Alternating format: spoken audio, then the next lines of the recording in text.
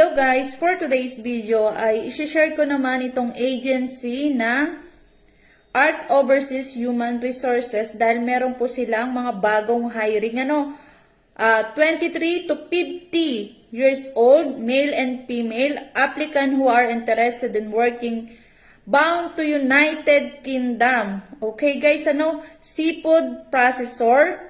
Ayan, ito yung mga kailangan nila guys. Applicant specific requirements, medical fit to work result, money expenses refundable. Okay guys, yung gagamitin nyo sa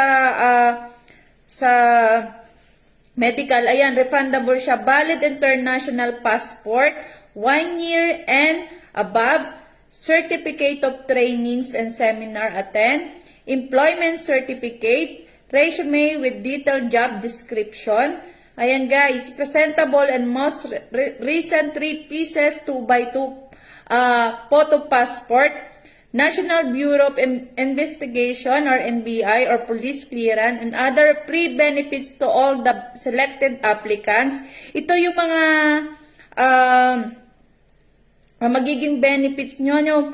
Food provided by the employer, accommodation provided by the employer, medical dental care provided by the employer, transportation provided by the employer, tax-free provided by the employer, flight tickets to and fro provided by the employer, health and life insurance provided by the employer. Yan, contract duration 2 years, renewable, age limit 23 to 50 years old, gender male and female Filipino workers, overtime pay provided by the employer, working hours 8 hours per day to 5 days per week, working uniforms by the employer, others according to the British labor law. No fees in any form and or purpose will be collected from the applicants. Ayan guys, sa mga kababayan ko na merong experience, ayan. O kaya kahit wala guys, try kayo mag-apply dito. Ayan, ilalagay ko sa aking screen yung kanilang manpower pooling at saka yung address nila at saka kung saan kayo mag-i-email. Sa website o kaya guys, puntahan nyo itong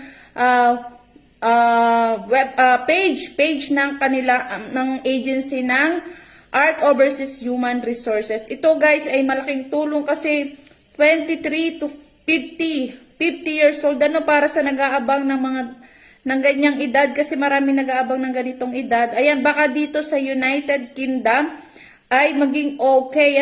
Ayan, apply na kayo guys. At yun lang guys, pa-share, pa-like at pa-follow na rin po ng aking account para lagi kayong updated sa aking mga video ang ginagawa. Thank you for watching guys. Bye. God bless.